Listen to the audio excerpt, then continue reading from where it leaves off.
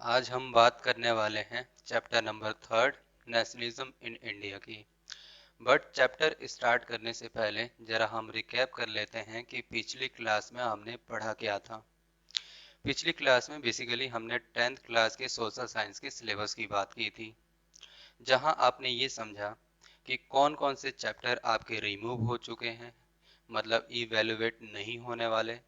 Board में आपसे किसी भी तरह का उनसे किसी तरह का कोई क्वेश्चन नहीं पूछा जाएगा। इसके साथ साथ आपने ये भी जाना कि कौन कौन से चैप्टर आपके ऑप्शनल हैं, मतलब आपको 2 या 3 चैप्टरों में से कोई एक चुनना पड़ेगा। इस तरह से आपने उस क्लास में ये सारी चीज़ें पढ़ी। अब शुरू करते हैं आज की क्लास। और आज की class nationalism in India, Bharat में राष्ट्रवाद की है। इसमें बेसिकली हम किस चीज़ की डिस्कस करने वाले हैं। बेसिकली हम डिस्कस करने वाले हैं राष्ट्र की, कि राष्ट्र होता क्या है, व्हाट इज नेशनलिज्म। इसके बाद हम बात करेंगे राष्ट्र और राज्य में क्या डिफरेंस होता है।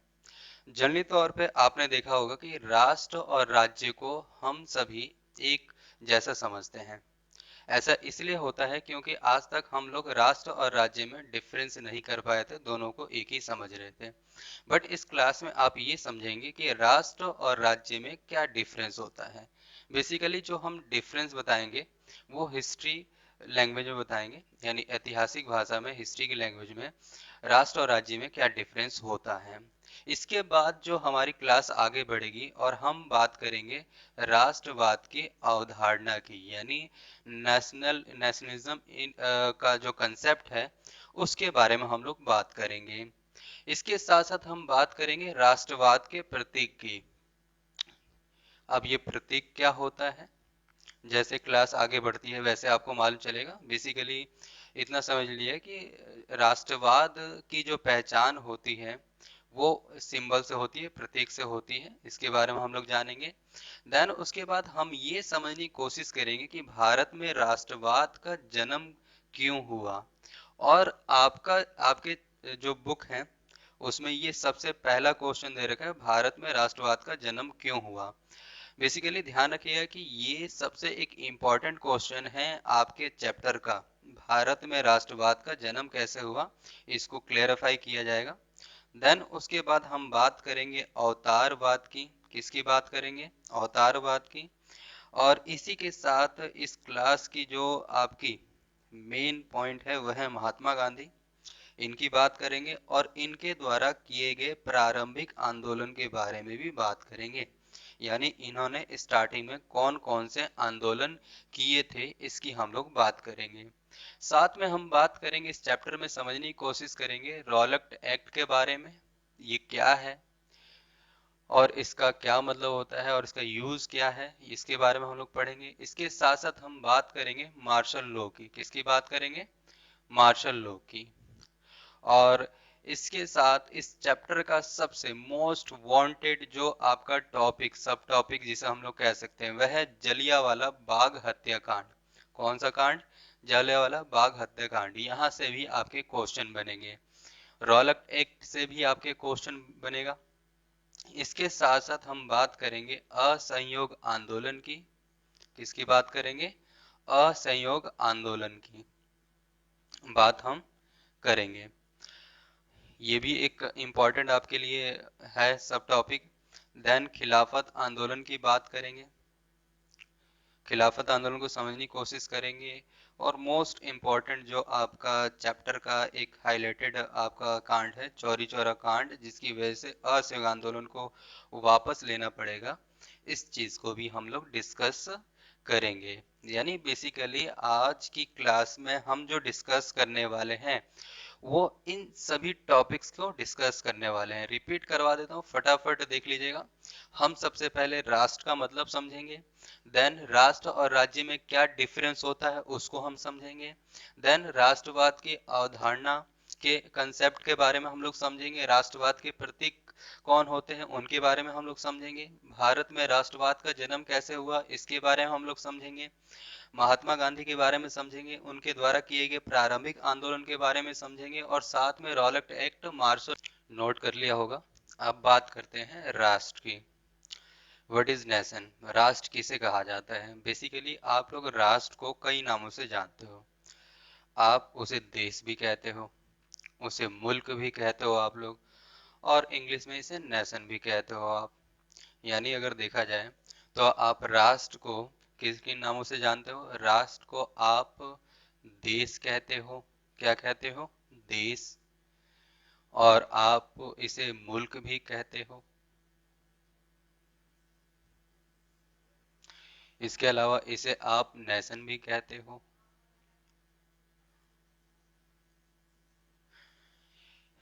ये तीनों नाम क्या है? राष्ट्र के हैं। इसके अलावा अगर हम बात करें राष्ट्र से मतलब क्या होता है, तो याद रखिएगा, देखिए यहाँ पर डेफिनेशन आपके लिए दे रखा है कि राष्ट्र से अभिप्राय क्या है, राष्ट्र से मतलब क्या है, what is the meaning of nation. अब राष्ट्र से अभिप्राय है तो इसको 4 पॉइंट में आपको एक्सप्लेन किया गया है। कैसे? ऐसे लोग जो एक विशेष भूभाग में रहते हैं, यानी राष्ट्र की क्या होती है, एक पर्टिकुलर एक लाइन होती है, यानी एक बाउंड्री होती है। यानी एक विशेष भूभाग में का मतलब होता है एक पर्टिकुलर एरिया में रहना। एक जैसे इच्छाएं रखते हैं, इसमें रहने वाले, इसके अंदर रहने वाले लोगों की ऑलमोस्ट जो इच्छाएं होती हैं, ऑलमोस्ट जो इच्छाएं होती हैं वो एक जैसी होती हैं। क्या होती है? एक जैसी होती हैं। इसके अलावा एक जैसे राजनीतिक, सामाजिक, आर्थिक और सांस्कृतिक अवस्था में रहते हैं, यानी इनका रहने सहने का जो तरीका होता है, बोलने का जो तरीका होता है, उठने बैठने का जो तरीका होता है, रहने सहने का तरीका होता है, जो way of standard of life होता है, वो सभी चीजें लगभग एक जैसी होती है। इसलिए ऐसे समूह को हम लोग क्या कहते हैं, जो जिस एक पर्टिकुलर एरिया में रहते हैं उसे राष्ट्र कहा जाता है। और याद रखिएगा कि इसमें रहने वाले लोगों को ये जो पर्टिकुलर एरिया है उससे अपनेपन की भावना होनी चाहिए। क्या होनी चाहिए? अपनेपन की भावना, यानी एक तरह का लगाव होना चाहिए। ओके। जिस तरह से आप अपने घर से लगाव रखते हो, अपने घर से एक अटैचमेंट रहती है, अगर कोई आपके घर को नुकसान पहुंचाने की कोशिश करे तो आपको बुरा लग सकता है। सेम ऐसे ही अगर ऐसी आपकी फीलिंग और गट्स है तो इसका मतलब ध्यान रखिएगा कि आप जिस एरिया में पर्टिकुलर एक रहते हो वो क्या है? राष्ट्र है। क्या है? राष्ट्र। अब बात करते हैं हम लोग राष्ट्र और राज्य में क्या अंतर है। राष्ट्र और राज्य में क्या अंतर है? What is the difference between nation and state? आमतौर पे हम राष्ट्र और राज्य को क्या समझते हैं? एक जैसा समझते हैं, ये दोनों एक ही होते हैं, बट ऐसा नहीं है। इतिहास की भाषा में राष्ट्र और राज्य में एक डिफरेंस होता है। वो डिफरेंस क्या होता है, इसको जरा समझते हैं। याद रखिएगा कि कोई पर्टिकुलर एरिया हो जिसके अपना एक इतिहास हो। क्या हो? अपना एक इतिहास हो।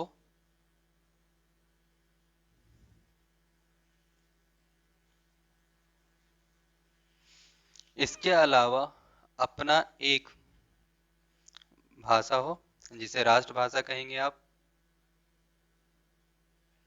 राष्ट्रगीत हो आपके।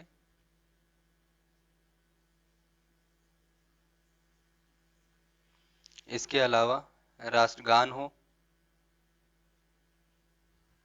ये सिंपल भाषा समझा रहा हूं ताकि आप डिफरेंस कर सके। ओके। अब ये डिफरेंस कैसे करेंगे? मैं आपसे कहूं कि भारत क्या है, मैं आपसे कहूं भारत क्या है, तो आप कहोगे भैया ऑब्वियसली सी बात है ये एक देश है। मैं आपसे कहूं कि यूपी क्या है, तो आप कहोगे ऑब्वियसली सी भैया बात है वो स्टेट है। ओके। अगर मैं कहता हूं श्रीलंका, क्या कहता हूं मैं? श्रीलंका, तो आप कहोगे भैया ये देश है। लेकिन मैं आपसे कहता हूं कि अगर हम देखें भारत और यूपी, तो आप देखोगे भारत का आकार क्या है? बड़ा है। और यूपी का आकार क्या है? छोटा है। इस हिसाब से अगर इस बेसिस पर बात करें तो भारत क्या है? एक देश है। और यूपी क्या है? एक स्टेट है। अगर हम बात करें यूपी और श्रीलंका की, तो आपको मालूम यूपी का जो क्षेत्रफल है, एरिया है, वो काफी बड़ा है और श्रीलंका क्या है, छोटा है। इस तरह से आप क्या कहेंगे, एक देश कहेंगे, और श्रीलंका को क्या कहेंगे, एक राज्य। लेकिन अभी आपने एक स्टेटमेंट पास किया, अभी आपने कहा कि ये क्या है, एक देश है। ऐसा क्यों, आखिर क्यों? ये आपके बीच एक कंफ्यूजन आ गया, आपको कि भैया आपने कंफ्यूज कर दिया। पहले तो राष्ट्र और राज्य को हम एक समझ रहे थे, अब आपने कहा कि इन दोनों में डिफरेंस होता है। उसी डिफरेंस को क्लेरिफाई करने के लिए आपको चार चीजों का ज्ञान होना बहुत ज्यादा जरूरी है। कौन कौन से हैं?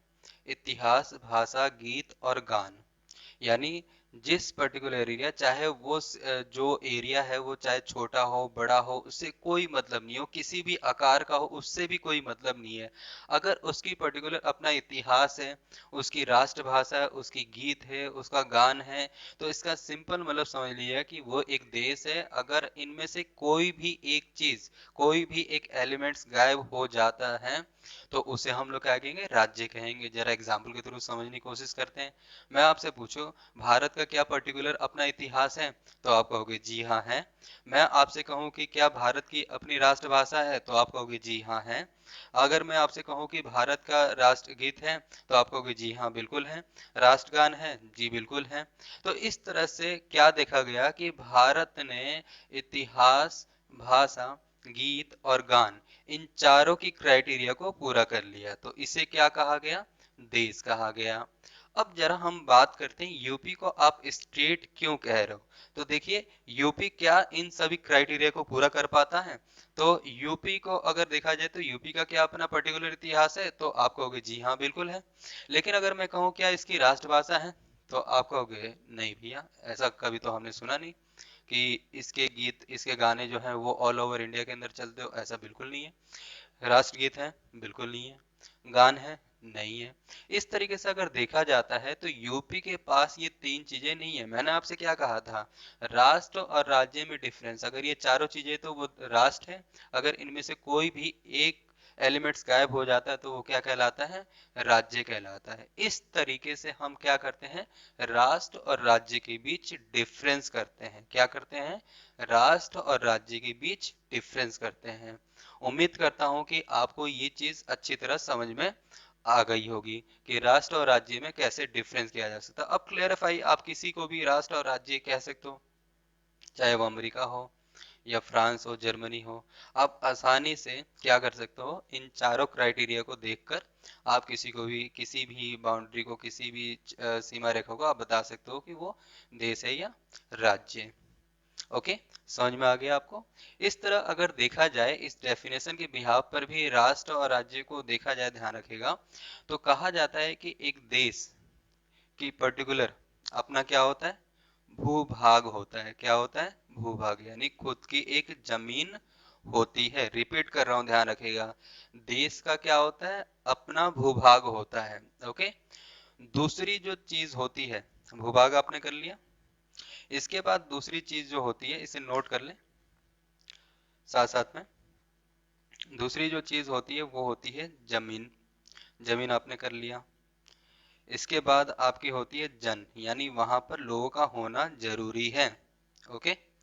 और इसके साथ साथ क्या है, एक जैसी संस्कृति का भी होना जरूरी है। अगर ये तीनों चीजें हैं तो उसे राष्ट्र कहा जाएगा, अदरवाइज नहीं कहा जाएगा। ओके, इसे नोट कर लें आप सभी। मैं दोबारा आपको बता देता हूँ कि राष्ट्र के लिए कौन कौन सी चीजें जरूरी हैं, इसे नोट कर लेना आप लोग।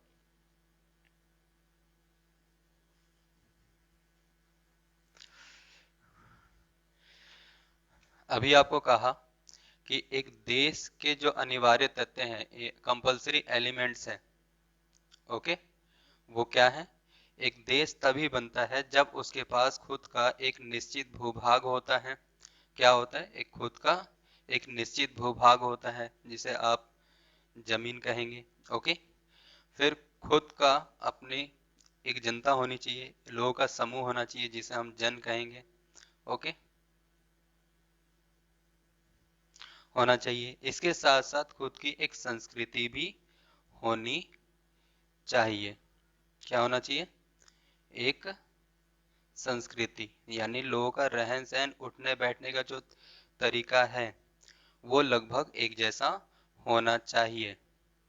ओके, इन तीन चीजों का होना जरूरी है, तभी आप उसे देश कह सकते हैं, अदरवाइज उसे देश आप नहीं कहेंगे। ओके, इसे आप नोट करें।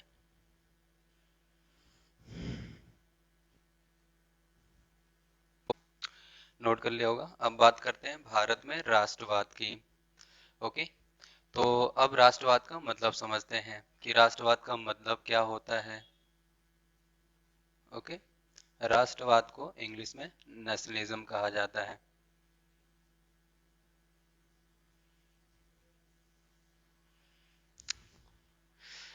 अब आपने जनरली तौर पे सुना होगा कि टीचर आपसे कहते हैं कि क्वेश्चन में ही आंसर होता है, तो आप कहते हो भैया कहाँ कैसे मिलता है, हमें तो जानकारी मिलती नहीं है। यदि आपको नॉलेज हो तो आप जरूर क्वेश्चन में आंसर ढूंढ सकते हो। कैसे ढूंढ सकते हो? जब मैंने आपसे अभी क्वेश्चन क्वेश्चन पूछा कि राष्ट्रवाद का मतलब क्या होता है, राष्ट्रवाद किसे कहते हैं, तो जनरली तौर पे अगर आप किसी शब्द को तोड़े, हम राष्ट्रवाद को देखते हैं। राष्ट्रवाद, तो इसमें कितने शब्द हैं? दो शब्द हैं, राष्ट्र और वाद। ओके, राष्ट्र का मतलब क्या होता है? देश। और वाद का मतलब क्या होता है? लगाव या भावना। वाद का मतलब क्या होता है? लगाव या भावना। रिपीट कर रहा हूँ, राष्ट्रवाद दो शब्दों से मिलकर बना है, राष्ट्र और वाद। राष्ट्र का मतलब है देश। ओके, और वाद का मतलब क्या है? लगाव या फिर भावना। तो इस तरह अगर देखा जाए तो वर्ड टू वर्ड के हिसाब से तो राष्ट्रवाद का मतलब क्या होता है? अपने देश से लगाव रखना। अपने देश से क्या रखना? अपने देश से लगाव रखना राष्ट्रवाद कहलाता है।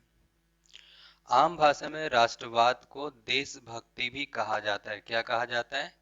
देशभक्ति। राष्ट्रवाद को हम किससे जोड़कर देखते हैं? देशभक्ति से। यानी अगर आपको आपके देश को किसी ने कुछ कहा या कुछ करने की कोशिश की तो उसी सी बात है, अगर आप अपने देश को अपना घर समझते हो, आपको उससे प्रेम है, इश्क है, मोहब्बत है, तो ऑब्वियसली सी बात है आपको बुरा लगेगा और आप उसे रोकने की कोशिश करोगे, उसका अपोज करोगे, उसका विद्रोह करोगे। इसी भावना को, इसी एक्टिविटी, इसी प्रोसेस को हम लोग क्या कहते हैं? राष्ट्रवाद कहते हैं। ओके, क्या कहते हैं? राष्ट्रवाद कहते हैं। यानी अपने देश से प्रेम करना क्या कहलाता है? अपने देश से प्रेम करना राष्ट्रवाद कहलाता है। इसके अलावा अगर देखा जाए तो अपने देश से इसने एक अटैचमेंट रखना, रखना भी क्या कहलाता है? राष्ट्रवाद कहलाता है। ओके, तो अब अच्छी तरह समझ गए होंगे कि राष्ट्रवाद का मतलब क्या होता है। तो सिंपल सी भाषा में आपको समझाया कि राष्ट्रवाद जो है वो दो शब्दों से मिलकर बनता है। राष्ट्र का मतलब देश और वाद का मतलब लगाव। इसका मतलब ये होगा कि अपने देश से लगाव रखना ही क्या कहलाता है? राष्ट्रवाद कहलाता है। अब बात करते हैं, आपने जनरली तौर पे सुना होगा कि जो भी देश होता है उस देश के निर्माण में किसी एक शख्स की भूमिका काफी इम्पोर्टेंट होती है। यानी कहा जाता है कि उस व्यक्ति की पहचान उस देश से होती है और उस देश की पहचान उस व्यक्ति से होती है। जब ऐसी सिचुएशन आ जाए तो उसे हम लोग क्या कहते हैं? एक तरह का सिंबल कहा जाता है। अब सिंबल को जस्टिफाई करते हैं। मैं आपसे एक क्वेश्चन पूछूं कि सिंबल का मतलब क्या होता है, तो भैया आप कहोगे साइन, लोगो या चिन्ह, जो इस तरह की चीजें होती इन्हें हम लोग सिंबल कहते हैं, जिसका इस्तेमाल किसी को इशारा या कुछ बताने के लिए किया जाता है। सेम ऐसे ही अगर मैं आपको अभी कहूँ 10 रुपए का नोट, तो आपके दिमाग में एक इमेज बन गई होगी, वो इमेज ही क्या कहलाती है? सिंबल कहलाती है। अगर मैं आपसे कहूँ महात्मा गांधी, तो उनकी इमेज तुरंत आपके दिमाग में बन गई होगी, उसे क्या कहा जाता है? सिंबल कहा जाता है। अगर मैं कहूँ स्मार्टफोन, तो तुरंत आपके दिमाग में फोन की एक इमेज बन गई होगी, उसे हम लोग क्या कहते हैं? सिंबल कहते हैं। लेकिन अगर मैं कहूँ राष्ट्रवाद, अगर मैं कहूँ राष्ट्रवाद, तो क्या आपके दिमाग में कोई सिंबल बना? तो आप कहोगे नहीं भैया, राष्ट्रवाद का कोई सिंबल नहीं बना, क्योंकि उसकी जानकारी आपको नहीं है। अब बात किसकी करने वाले हैं? भारत में राष्ट्रवाद में हम लोग बात करने वाले हैं राष्ट्रवाद के प्रतीक की। ओके, हम बात किसकी करने वाले हैं? राष्ट्रवाद के प्रतीक की। यानी जैसे ही हम राष्ट्रवाद का नाम लें किसी देश से जोड़े तो उसे हम लोग क्या कहते हैं, प्रतीक कहते हैं। अच्छी तरह आप समझ गए होंगे कि जो हमें राष्ट्रवाद की भावना को क्लियरली जस्टिफाई करे उसे हम लोग क्या कहते हैं, सिंबल कहते हैं। ऐसे ही ध्यान रखिएगा, जब हम इटली की बात करते हैं तो इटली को हमेशा गैरीबाल्डी के साथ जोड़कर देखा जाता है। किसके साथ जोड़कर देखा जाता है? गैरीबाल्डी के साथ। आखिर क्यों देखा जाता है?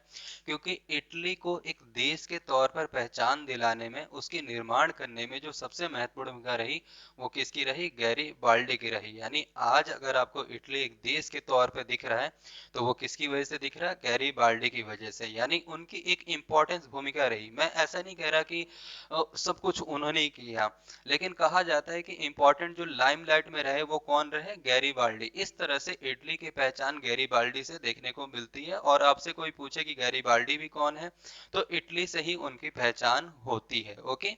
इसी तरह आप देखते हैं कि अमेरिका को जो पहचान मिली, यानी अमेरिका को एक देश की पहचान दिलाई गई, वो किसके द्वारा दिलाई गई? जॉर्ज वॉशिंगटन के थ्रू दिलाई गई। किसके द्वारा दिलाई गई? George Washington. I repeated, America की जो पहचान है वो किसके द्वारा है?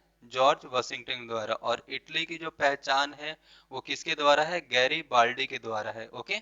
अगर मैं बात करूं वियतनाम की, तो वियतनाम को एक देश के निर्माण के तौर पे दिखाया गया है किसके द्वारा? ची मिन्ह के द्वारा। ये एक इम्पोर्टेंट शख्स है, इम्पोर्टेंट, जिन्होंने वियतनाम को आजादी दिलाने में काफी महत्वपूर्ण भूमिका निभाई थी। यानी एक देश के निर्माण में इन्होंने काफी अपनी भूमिका दी थी। तो इस तरह से ची मिन्ह जो है वो वियतनाम के हैं। और भारत की बात की जाए तो भारत को एक देश के तौर पे उभरता हुआ देखा जाता है किसके द्वारा? महात्मा गांधी के द्वारा। ओके।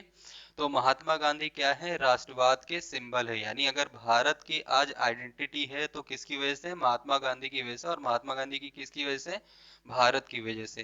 तो ये जो नाम मैंने आपको बताया, Garibaldi, George Washington, Chi Minh, Mahatma Gandhi, इन्हें क्या कहा जाता है? राष्ट्रवाद के प्रतीक कहे जाते हैं। यानी इन लोगों ने ही अपने देश में रहने वाले लोगों के बीच में क्या करा? अपने देश से प्रेम करने की भावना को जगाया कि ये जो देश है ये देश नहीं है, सिर्फ आपका घर है। और इस घर में रहने का अधिकार भी आपका है और उसे संभालने का अधिकार भी आपका है। इसी वजह से ध्यान रखेगा, इन्होंने जो भावनाएं पैदा की उसे क्या कहा गया? राष्ट्रवाद के प्रतीक के तौर पे देखा गया। यानी जब भी अब राष्ट्रवाद का नाम लूं तो आपके दिमाग में इनमें से किसी की भी एक इमेज बन जानी चाहिए। इन्हें क्या कहा जाता है? सिंबल। ओके।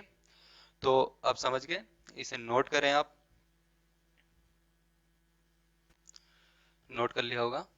अब बात करते हैं भारत में राष्ट्रवाद का जन्म कैसे हुआ। तो कहा जाता है कि भारत में राष्ट्रवाद का जो जन्म है वो उपनिवेशवाद की वजह से हुआ। यानी भारत में राष्ट्रवाद जो देखने को मिलता है वो उपनिवेशवाद की देन है। अब सबसे बड़ा सवाल उठता है कि उपनिवेशवाद का मतलब क्या होता है? कॉलोनिज्म का मतलब क्या होता है? तो सिंपल सी भाषा में समझ लीजिए कि आपके घर पे कोई मेहमान आए और उस घर पर कब्जा कर लें और आपकी जरूरत की चीजों को, आपकी ही चीजों को इस्तेमाल ना करने दे, तो ऐसी सिचुएशन को, ऐसी अवस्था को हम लोग क्या कहते हैं? उपनिवेशवाद कहते हैं। मतलब एक तरह से आप उस व्यक्ति के क्या हो गए? गुलाम हो गए। ऐसा ही हमारे साथ हुआ 1947 से पहले।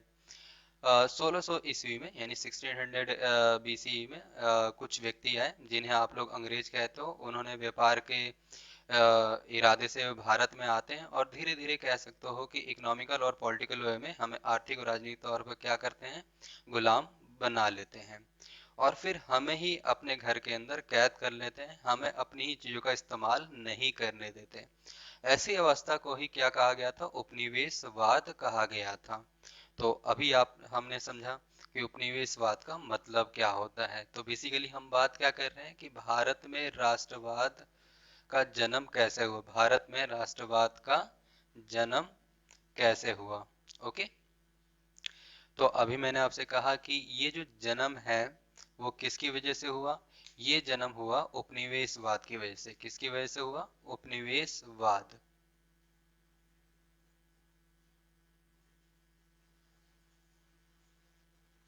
वाद की वजह से।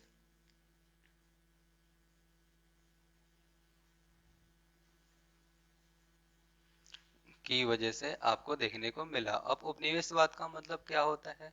उपनिवेशवाद जो है वो उपनिवेश से बना है। किससे बना है? उपनिवेश से। ओके, किससे बना है? उपनिवेश से।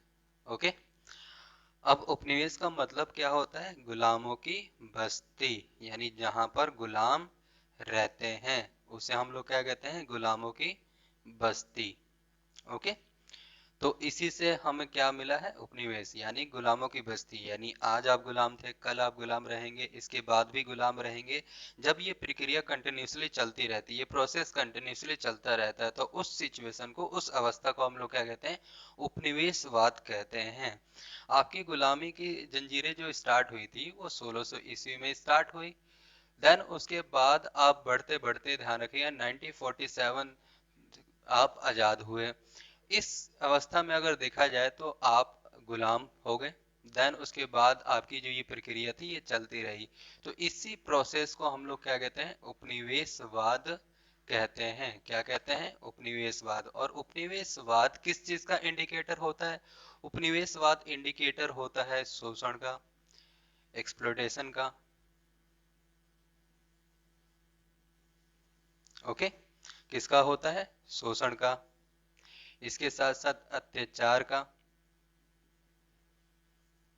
ओके, अभाव का। अभाव का मतलब आपकी ही चीजें आपको ना मिले, उसका होता है। इसके अलावा जिंदगी जीना एक तरह से मुश्किल हो जाता है। जिंदगी जीना क्या हो जाता है? मुश्किल हो जाता है। आपको लगता है कि ये दुनिया आपके काम की नहीं है। तो ऐसी अवस्था को हम लोग क्या कहते हैं? उपनिवेशवाद कहते हैं। जब आपको लगे कि आपका शोषण हो रहा है, आपके साथ अत्याचार हो रहा है, आपको अभाव की स्थिति आ चुकी, यानी आपको ही अपने सामान इस्तेमाल करने की छूट नहीं मिल रही। ओके, इसके अलावा आपको मुश्किल हो रही है सरवाइव करने में। तो ऐसी सिचुएशन को हम लोग क्या कहते हैं? उपनिवेशवाद कहते हैं। और ये उपनिवेशवाद किसकी देन है? ये देन है, ध्यान रखिएगा, अंग्रेजों की। अंग्रेजों ने हमें क्या करा? गुलाम बनाया, और इसके बाद जिस अवस्था को जन्म दिया उसे उपनिवेशवाद कहा गया। और इसी जंजीर से बाहर निकलने के लिए आप सभी के बीच में, चाहे वो हिंदू हो या मुस्लिम हो, एक अपनेपन की भावना ने घर किया, यानी एक घर बनाया, एक भावना जगी। उसी भावना को हमने क्या नाम दिया? राष्ट्रवाद नाम दिया। इस तरह से, ध्यान रखिएगा, देश एकजुट हुआ और उन्होंने लड़ाई लड़ी, और आखिरकार 1947 में आप आजाद हो गए। ओके, समझ में आ गया आपको? अब इसे नोट करें आप लोग। अब बात करते हैं अवतारवाद की। अवतारवाद का मतलब क्या होता है? मसीह का इंतजार करना। देखा गया कि आजादी से पहले, यानी जब हम गुलाम थे, उपनिवेशवाद चल रहा था, उस स्थिति में हम लोग उन जंजीरों से जकड़े हुए थे, और हम आजाद होने की कोशिश कर रहे थे, लेकिन फिर भी हम आजाद नहीं हो रहे थे। हार कर, थक कर, हमने क्या करा? भगवान पे छोड़ दिया कि वो कोई मसीहा भेजेंगे, और वो मसीहा क्या करेगा? हमें आजाद कराएगा। ओके, अब उन्हें यही नहीं मालूम था कि उस मसीहा का जन्म हो चुका था भारत के ही एक कोने में, जिसे पोरबंदर नाम जगह के नाम से जाना जाता है। और इस मसीहा का नाम क्या था? महात्मा गांधी। आप सभी ने महात्मा गांधी के बारे में सुना हुआ है और जानते भी अच्छी तरीके से हो। ओके, तो इस पे हम लोग ज़्यादा बात नहीं करेंगे। बेसिकली महात्मा गांधी अपनी हायर स्टडी के लिए विदेश गए, और वहां से वो भारत में 1915 में लौटे। कब लौटे वो?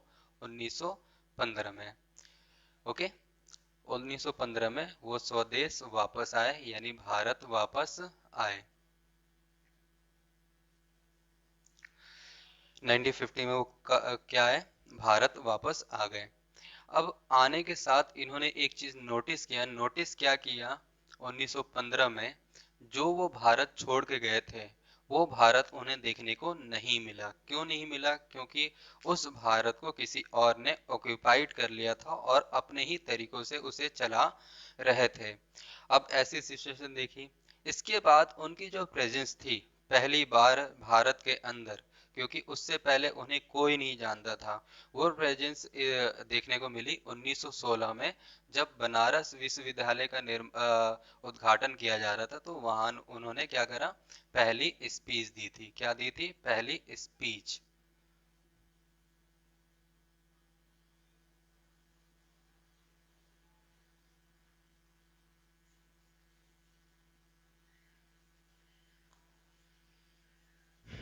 ओके। 1916 में बनारस विद्यालय के भाषण के दौरान उनकी पहली प्रेजेंस भारत के अंदर देखी गई। अब सबसे बड़ा सवाल निशान ये है कि हम महात्मा गांधी की इस चैप्टर में बात क्यों कर रहे हैं।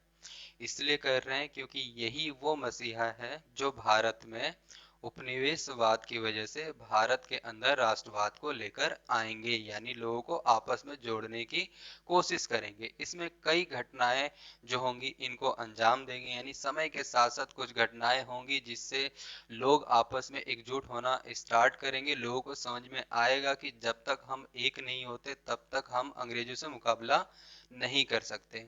इस तरह से ध्यान रखें, इस चीज को समझाने का काम कौन करेंगे, महात्मा गांधी।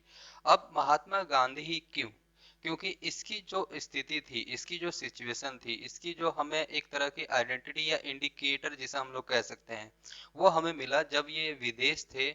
तो ये दक्षिण अफ्रीका की एक यात्रा कर रहे थे। उस दौरान इनके साथ कुछ बदतमीजी हुई और उस बदतमीजी का जवाब देने के लिए इन्होंने क्या करा, अपने एक खास हथियार का इस्तेमाल किया गया जिसे कहा गया सत्याग्रह। क्या कहा गया, सत्याग्रह।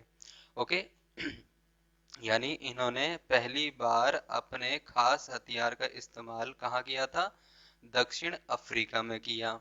और उस हथियार का नाम क्या था, सत्याग्रह। ओके, क्या नाम था, सत्याग्रह। अब आपका मन में एक सवाल आ रहा होगा कि भैया सत्याग्रह का मतलब क्या होता है। ओके, तो सत्याग्रह का मतलब होता है सत्य का आग्रह करना। क्या करना, सत्य का आग्रह करना। ओके, आग्रह का मतलब यहाँ क्या मतलब होता है, प्रेशराइज करना, फोर्स करना। ओके, जो सच है वो सच है, इसके अलावा कुछ भी नहीं है। ओके, अब इस सच को सच बताने के लिए इन्होंने क्या करा, अहिंसा का रास्ता अपनाया। क्या अपनाया, अहिंसा। यानी सत्याग्रह में दूसरी चीज क्या होती है, अहिंसा।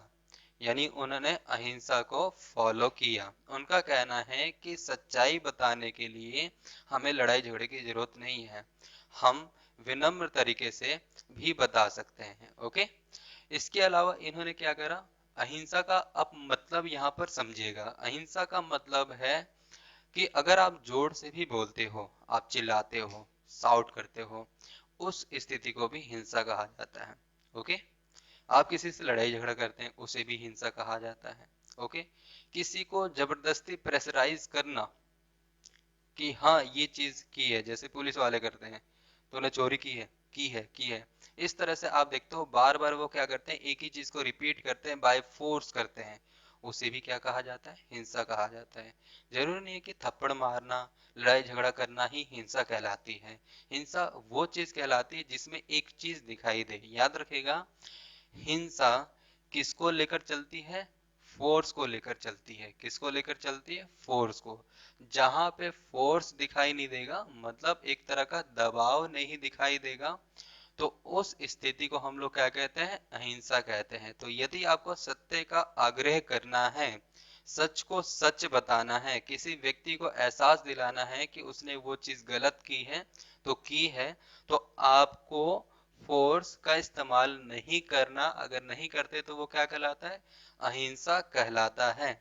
इसके साथ साथ याद रखेगा कि सत्य का आग्रह करने का मेन मोटो क्या होता है, मेन मोटो होता है व्यक्ति को आउटर सोल यानी बाहरी तौर पे नहीं बदलना, उसे आंतरिक तौर पे बदलना है। क्या नहीं करना, बाहरी तौर पे उसे बदलना नहीं है, बल्कि उसे बदलना क्या है, आंतरिक तौर पे बदलना है। कैसे बदलना है, आंतरिक तौर पे, यानी उसके इनर सोल को हमें जगाना है। सत्याग्रह का मेन फोकस क्या होता है, इनर सोल को जगाना। यानी अंदर से अगर आपको लगा कि कोई चीज मैंने गलत की है तो की है।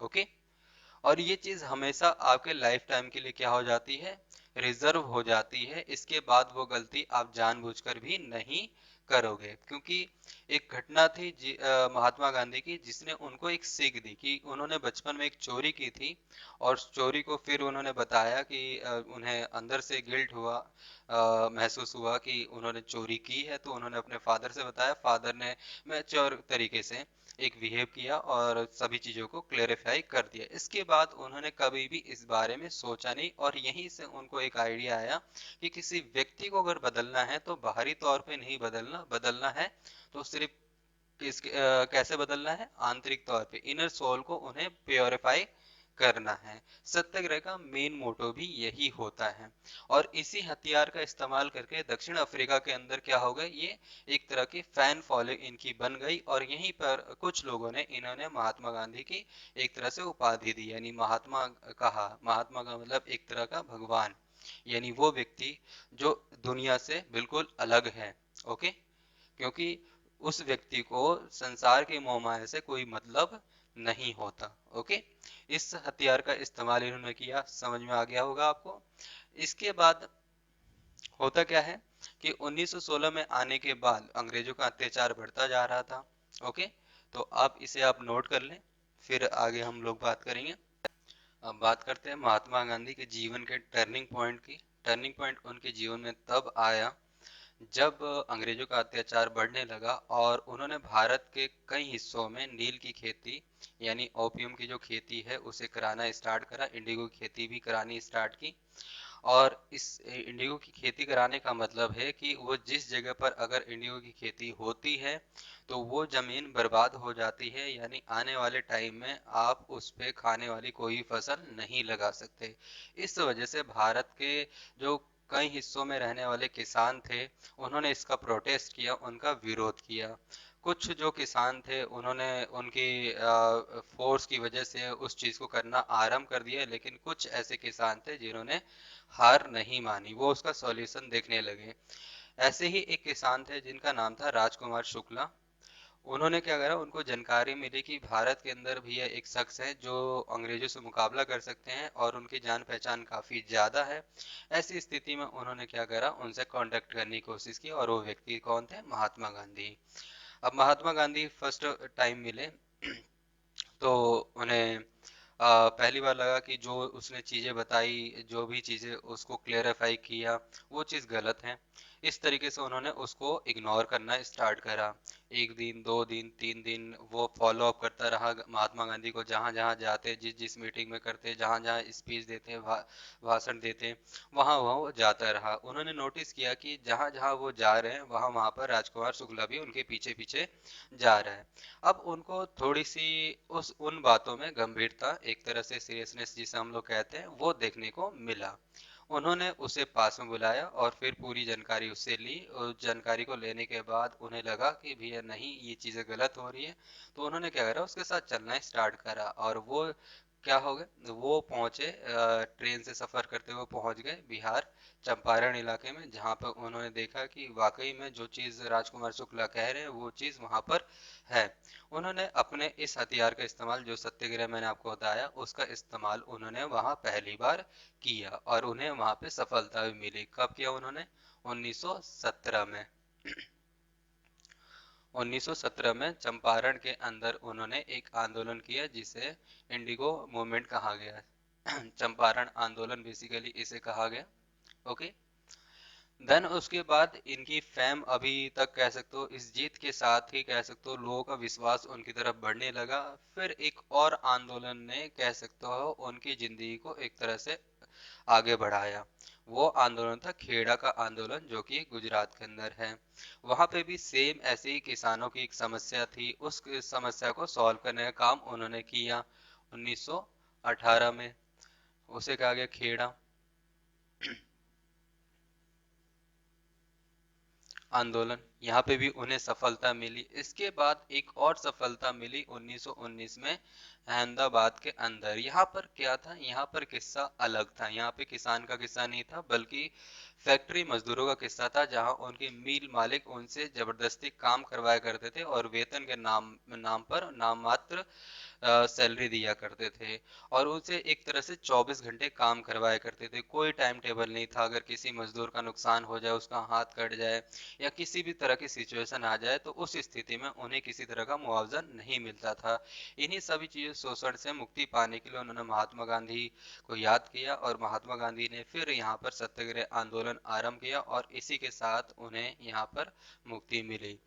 इस तरह से देखा जाता है कि ये महात्मा गांधी के द्वारा किए गए प्रारंभिक आंदोलन थे। क्या थे ये? महात्मा गांधी के द्वारा किए गए प्रारंभिक आंदोलन।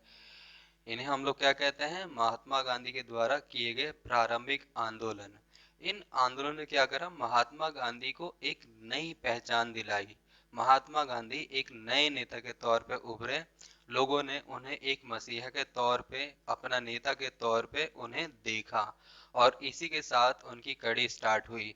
अब धीरे धीरे लोगों के अंदर जो कह सकते हो अंग्रेजों के खिलाफ गुस्सा निकलने लगा, विरोध करने लगे और इस राष्ट्रवादी भावना को एक तरह से दबाने के लिए क्या करा गया? रॉलेट एक्ट को पास किया गया। रॉलेट एक्ट का मतलब क्या होता है? जिसमें ना तो कोई दलील होती है, ना कोई वकील होता है और ना कोई अपील होती है और ना ही कोई जिरह होता है कोर्ट के अंदर। सीधा अगर संदेह है तो पुलिस वाले आपको जेल में डाल देंगे। इसे क्या कहा गया? रॉलेट एक्ट कहा गया। इस वजह से काफी ज्यादा नुकसान लोगों को उठाना पड़ा। ओके, अब ऐसी सिचुएशन ना हो इसलिए महात्मा गांधी ने क्या करा? एक आंदोलन चलाया जिसे कहा गया असहयोग आंदोलन। अब ये आंदोलन था क्या? असहयोग आंदोलन बेसिकली था क्या? इसका मेन मोटो क्या था? तो ये हमें महात्मा गांधी बताते हैं। अब आप महात्मा गांधी से ही पूछ लीजिए असहयोग आंदोलन क्या था, मैं कैसे बता सकता हूँ? तो चलिए महात्मा गांधी से पूछते हैं। महात्मा गांधी से जब पूछा गया कि ये असहयोग आंदोलन क्या है, तो उन्होंने कहा देखो, असहयोग आंदोलन एक ऐसा आंदोलन है जिसमें आप सहयोग नहीं करोगे, किसी की हेल्प नहीं करोगे। किसी का मतलब, यहाँ किसी का मतलब क्या है? अंग्रेजों का। उन्होंने नोटिस किया, उन्होंने देखा इन मूवमेंट के बाद, ये जो स्टार्टिंग मूवमेंट थे, उन्होंने देखा कि भारत में यदि अंग्रेज रूल कर रहे हैं तो इसके पीछे सबसे बड़ी वजह हम लोग हैं। यानी अगर हम पे अत्याचार हो रहा है तो अत्याचार भी हम खुद कर रहे हैं, एक्सप्लॉइट हम खुद हो रहे हैं और खुद को ही कर रहे हैं। इसके पीछे सबसे बड़ी वजह उन्होंने बताई कि उनकी संख्या 10 है और हमारी संख्या 100 है। अब ये कैसे पॉसिबल हो सकता है कि 10 लोग 100 लोगों के ऊपर राज करें? कहीं ना कहीं इन 100 लोगों में से कुछ लोग क्या कर रहे हैं? उनकी हेल्प कर रहे हैं। अगर हम ऐसा ना करें तो हमें जल्द ही आजादी मिल जाएगी। इसी मोटो, इसी उद्देश्य के साथ उन्होंने क्या करा? 1920 में एक नया आंदोलन क्रिएट किया जिसे कहा गया असहयोग आंदोलन। इसका असर अब धीरे धीरे दिखने लगा। क्यों? क्योंकि आप जानते हो कि उस टाइम पीरियड में जो भी आंदोलन स्टार्ट होते थे, तो आज के समय जैसा नहीं कि कोई भी चीज स्टार्ट होती है तो तुरंत वो फैल जाती है, क्योंकि आज कम्युनिकेशन स्प्रेड जो है वो काफी ज्यादा है। आज हमारे पास रिसोर्सेज ज्यादा है, उस टाइम पर कम था। अब आंदोलन को, मूवमेंट को आगे बढ़ाने के लिए उनके जो फॉलोअर थे वो गांव गांव घूमेंगे। घूमने के बाद उन्हें प्रोटेस्ट वगैरह में कुछ मूवमेंट मदद मिलेगी, इस तरह की बहुत सारी चीजें होगी। तो धीरे धीरे कह सकते हो ये आंदोलन कह सकते हो बढ़ने लगा और इसका रिजल्ट भी अच्छा देखने को मिले लगा एक टाइम कि ये जो आंदोलन है ये जल्द ही सक्सेसफुल हो जाएगा और हमें जल्द ही आजादी मिल जाएगी।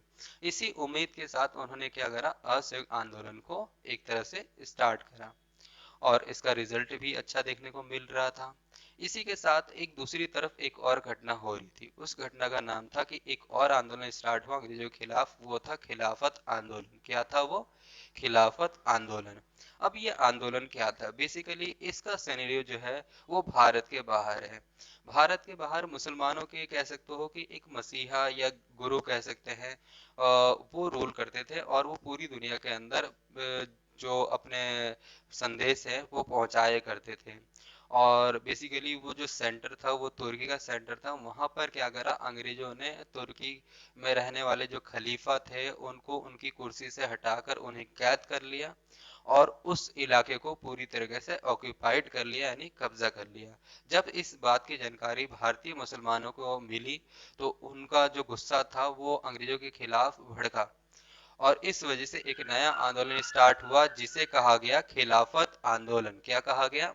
खिलाफत आंदोलन। इस आंदोलन का भी मेन मोटो क्या था? भारत से अंग्रेजों को भगाना। असहयोग आंदोलन का मेन मोटो क्या था? भारत से अंग्रेजों को भगाना। गांधी जी ने नोटिस किया कि दोनों का जब मेन मोटो एक ही है, मुख्य उद्देश्य एक है, तो क्यों ना हम दोनों को एक हो जाना चाहिए।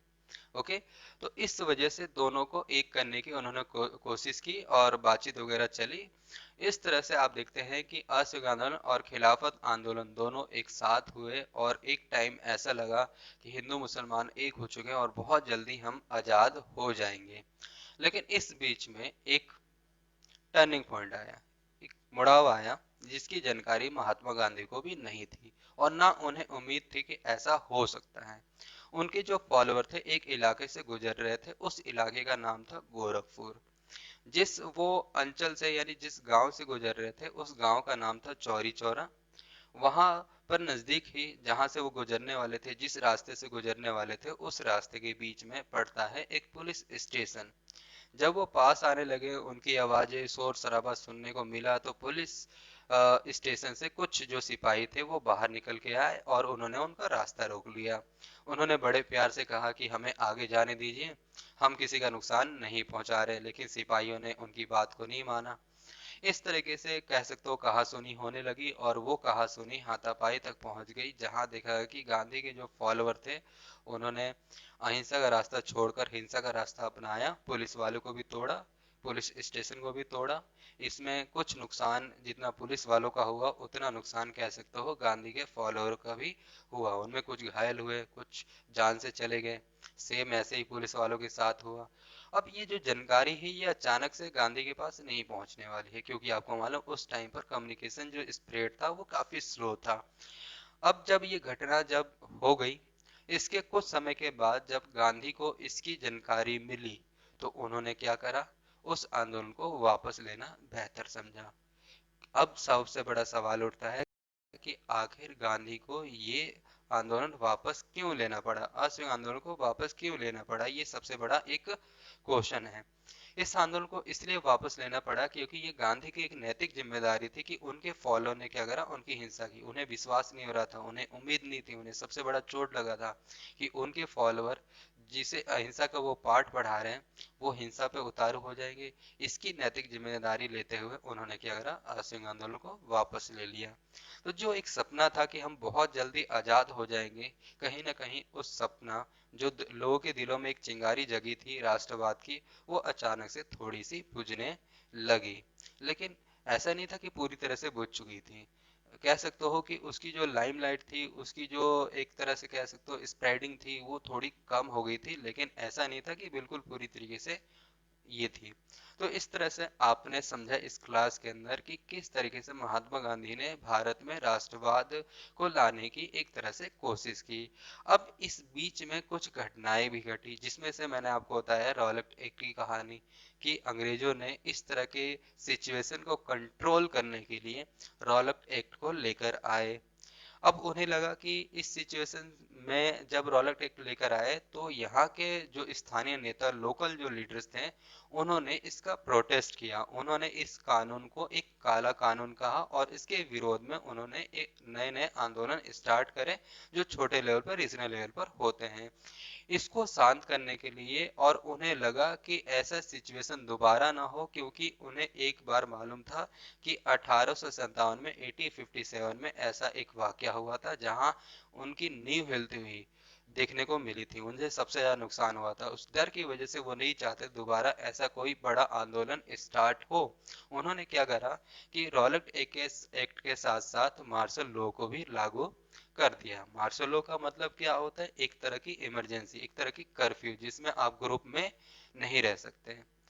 अब इस मार्शल लॉ के लागू हो जाने के बाद कह सकते हो कि ग्रुप में रहना कंपलसरी नहीं था, यानी आप ग्रुप में नहीं रह सकते। लेकिन ये जो जानकारी थी ये सिर्फ शहर में फैली, गांव तक इसकी जानकारी नहीं थी। अब समय आ चुका था बैसाखी का, और अमृतसर के अंदर बैसाखी के दिन मेला लगा हुआ था। जहाँ वो मेला लगा था वो एक बाग था जो कि चारों तरफ से घिरा हुआ था, लंबी लंबी दीवारों से, आने जाने का सिर्फ एक ही रास्ता था। और जब इसकी जानकारी जो मिली, सिचुएशन संभालने की जो जिम्मेदारी थी अंग्रेजों के एक कमांडर को दी गई थी जिसका नाम जनरल डायर था। जब इसको जानकारी मिली थी वो कुछ सैनिकों के साथ वहां पहुंचा, उसने बाग को बाहरी तौर पे घेर लिया और अंदर आते ही चारों तरफ से अपने सैनिकों को अंदर से भी घेरने के लिए कह दिया और बिना कोई नोटिफिकेशन दिए आनन फानन में क्या करा, उसने शूट एंड साइड का ऑर्डर दे दिया। इसी ऑर्डर के साथ कहा जाता है कि लाखों जो लोग थे, हजारों लोग थे, उनकी वहां एक मृत्यु हो गई। वो जान, एक तरह से कह सकते हो कि उन्होंने अपने आप को बचाने के लिए वहां जो बीच में एक कुआं था उसमें कूदने की कोशिश की।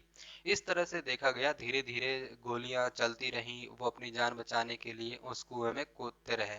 धीरे धीरे देखा गया कुछ ही समय के बाद कि लाशों के ढेर से वो कुआं भर चुका है। इस घटना ने भारतीय लोग, जो भारतीय नेता थे, उनको काफी ज्यादा कह सकते हो चोट पहुंचाया, दुखी हुए वो लोग, क्योंकि ये एक तरह की कह सकते हो बड़ी ही दर्दनाक घटना थी जिसमें कह सकते हो हजारों की संख्या में लोग मारे गए थे।